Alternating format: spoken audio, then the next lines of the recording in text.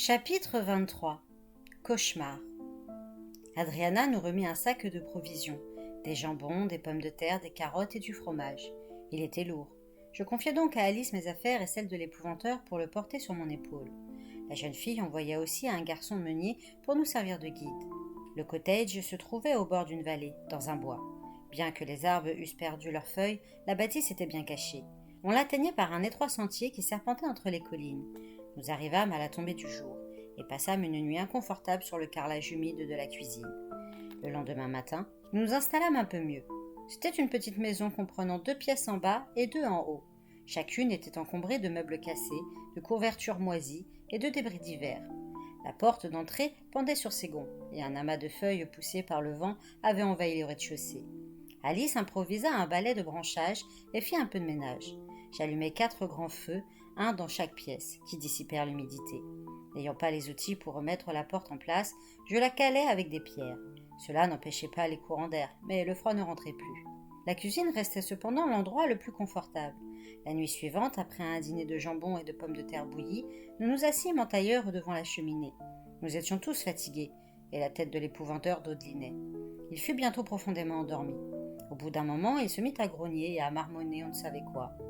Il paraissait terrifié. Enfin, il écarquilla les yeux et s'éveilla en lâchant une exclamation d'effroi. « Un cauchemar » demandai-je. « Bien plus qu'un cauchemar, petit. Lizzie était à l'intérieur de ma tête, à se moquer et à me menacer, détaillant ce qu'elle me ferait subir quand je tomberais de nouveau entre ses mains. La vision de mon maître dans cet état m'attristait, autant que mon impuissance à lui venir en aide. « Il n'y a pas de quoi s'inquiéter, tentai-je de ma voix la plus optimiste. Elle est loin, vous êtes en sécurité ici. » Il me jeta un regard furieux. « Pas de quoi s'inquiéter ? De toute ma carrière d'épouvanteur, je ne me suis jamais senti aussi vulnérable, aussi près de la défaite. Ma maison et ma bibliothèque sont en cendres. Je suis exilé sur une île gouvernée par une sorcière dont la puissance augmente à chaque jour qui passe. Je n'avais jamais échoué à entraver une sorcière jusqu'alors, jamais manqué une cible avec ma chaîne d'argent, et j'ai raté mon coup 2 fois. Tout ce que j'ai mis en œuvre pendant tant d'années est mis en échec. Je n'aurais jamais cru en arriver là, et je ne devrais pas m'inquiéter. » « On finira par régler son sort à Lizzie, » affirma Alice. « Il y a sûrement quelque chose dans le livre du chaman qui nous aidera. Après tout, il travaillait avec le Bugan pour alimenter cette réserve de magie. » Mon maître soupira tristement. « Utiliser encore l'obscur pour combattre l'obscur ?»« Non, pas du tout. Un jour, vous m'avez demandé d'enseigner à Tom ce que j'avais appris de Lizzie pour qu'il puisse le noter dans son cahier. Vous vous rappelez ?» L'épouvanteur hocha la tête. « Eh bien, c'est la même chose. Je suis simplement à la recherche d'informations. Je vais commencer la lecture aux premières lueurs du jour. »« Soit, jeune fille, si tu ne fais que lire. Mais pas de sortilège. » la mit-il en garde. « Ou tu auras affaire à moi. » Au matin, après le petit déjeuner, Alice se plongea dans le livre du chaman. Malheureusement, elle n'avançait guère. Une partie du texte était codée, impossible à déchiffrer. Quant au passage qu'elle pouvait lire, il était bourré de termes inconnus. Cet animisme semblait très différent de celui qu'utilisait Lizzie. Alice n'était cependant pas prête à abandonner. Elle se remettait sans cesse à l'étude. Parfois, elle paraissait excitée, comme si elle progressait, mais lorsque je la questionnais, elle secouait la tête sans répondre. 3 jours plus tard, j'eus à mon tour un cauchemar. J'étais dans une forêt très sombre, seule, désarmée. Mon bâton gisait non loin de là, mais je n'arrivais pas à le trouver et j'étais affolée. Dans quelques minutes, il serait minuit et quelque chose surgirait, quelque chose de terrible. Dans le rêve, une cloche sonnait au loin. Je me figeais, pétrifiée. Puis, aux 12 coups, je me mettais à courir vers l'église. Des branches me fouettaient le visage, tandis que je galopais avec l'énergie du désespoir, car j'étais poursuivie. Or, ce n'était pas une foulée que j'entendais derrière moi, mais des battements d'ailes. En regardant par-dessus mon épaule, je découvrais que mon assaillant était un grand corbeau noir. Cette vision m'emplissait d'horreur. Pourtant, si je parvenais à me réfugier dans l'église, je serais en sécurité. Pourquoi, je l'ignorais. Les églises ne sont pas des refuges contre l'obscur. Les épouvanteurs et leurs apprentis se fient plutôt aux instruments de leur métier et aux connaissances qu'ils ont accumulées. Néanmoins, dans ce cauchemar, je devais atteindre l'église ou mourir. Je butais soudain contre une racine et m'étalais de tout mon long. Le souffle coupé, je me remettais à genoux et levais les yeux. Le corbeau s'était posé sur une branche. L'air tremblait et je battais des paupières pour mieux voir. Devant moi apparaissait alors une silhouette vêtue d'une longue robe noire. Son corps était celui d'une femme, sa tête, celle d'un énorme corbeau. Puis la tête se modifiait, le bec rétrécissait, les yeux changeaient de forme, jusqu'à devenir totalement humain. Et je reconnaissais ce visage. C'était celui d'une sorcière morte. J'ai dû crier en m'éveillant. L'épouvanteur dormait, mais quand je m'assis en frissonnant, Alice m'entoura de ses bras. « Ça va, Tom ?» Je fis signe que oui. « Un cauchemar, ce n'est rien. »« Tu veux me le raconter ?» Je fis à Alice un bref récit de mon rêve. « Je crois que le corbeau est la Morrigan, dis-je, la noire divinité vénérée par les sorcières celtiques.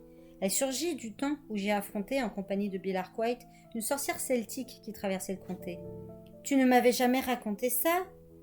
Non, il faudrait que je couche cette aventure par écrit un jour. Bref, elle avait invoqué la Morrigan, qui m'a attaqué sous la forme d'un corbeau. J'ai réussi à m'en débarrasser. La sorcière m'a alors intimé de ne jamais aller en Irlande. Elle disait que la Morrigan était bien plus puissante là-bas, et qu'elle se vengerait de moi. Eh bien, voilà qui explique ton cauchemar, Tom. Ne t'inquiète pas, on n'est pas en Irlande, et on retournera au comté dès qu'on en aura fini avec Lizzie. Alice avait beau s'efforcer de me réconforter, l'avenir paraissait fort sombre. Ce n'est guère probable tant que le comté sera aux mains des ennemis, rétorquai-je. Comme le vieux Grégory le disait, les guerres ne durent pas toujours. Qu'est-il arrivé à cette sorcière celtique ? Bill Arkwright l'a tuée avec son couteau. À la fin de mon cauchemar, le corbeau prenait son visage mort. C'était le plus effrayant de tout. L'épouvanteur, silencieux et renfermé, ne me donnait qu'une heure de leçon d'ancien langage par jour. Il passait le reste de son temps à écrire sur le grand cahier qui ne quittait jamais son sac. Il dessinait aussi des croquis. Poussé par la curiosité, je finis par l'interroger. « Que faites-vous » ? « Il faut bien commencer par un bout, petit, » me confia-t-il, se montrant enfin loquace. « Tout ce qui reste de ma bibliothèque est mon bestiaire. J'essaie donc de réécrire mes autres livres perdus avant d'avoir tout oublié. J'entame une histoire de l'obscur. Les leçons que nous tirons de l'histoire sont importantes. Elles nous empêchent de commettre à nouveau les mêmes erreurs. » À mon avis, il était plus urgent de chercher un moyen de combattre Lizzie. Nous en discutions parfois rapidement, mais l'épouvanteur semblait plongé dans ses pensées et participait peu à nos balabres. Certes, les livres devraient être réécrits. Selon moi, toutefois, cela le distrayait du vrai problème, une sorcière dont les pouvoirs ne cessaient d'augmenter. Le 7e jour de notre arrivée au cottage, nous eûmes un visiteur. Alice ouvrit la porte pour jeter des miettes aux oiseaux, et un gros pigeon gris entra dans la cuisine. Mais au lieu de volter de tous côtés, il se posa sur la table. « Un oiseau qui rentre dans une pièce, c'est mauvais signe, » marmonna Alice. « Quelqu'un va mourir bientôt. »« Ce n'est pas toujours le cas, jeune fille, » dit l'épouvanteur. « Je crois plutôt que celui-ci nous apporte un message. » Il désigna un morceau de papier enroulé à la patte du volatile. Il tendit la main et le pigeon se percha dessus. Il approcha de moi. « Dis-lui le message, petit, doucement. » Je m'exécutais. Le papier était bien attaché de sorte qu'il ne soit pas perdu en route, mais il me suffit de tirer sur le bout de la ficelle pour qu'il tombe dans ma paume. Tandis que mon maître donnait à l'oiseau du pain et de l'eau, j'aplatis le message sur la table. L'écriture était serrée et difficile à déchiffrer. « C'est Adriana, dis-je. On peut revenir au moulin, mais il y a de mauvaises nouvelles. »« Lis donc tout haut, petit. » C'est ce que je fis. « Cher monsieur Grégory, cher Tom et Alice, peu après votre départ, des hommes de Lizzie ont fouillé les environs. Je suis resté caché près de la maison, et ils ont poursuivi leur chemin. La sorcière est toujours à Grébakik. On entend d'étranges récits sur ce qui s'y passe, et j'ai beaucoup de choses à vous dire. Aussi, je vous en supplie, revenez vite. Il y a 5 jours, ma mère est morte. La sorcière a donc tué mes 2 parents, et j'ai l'intention de lui faire payer ses forfaits.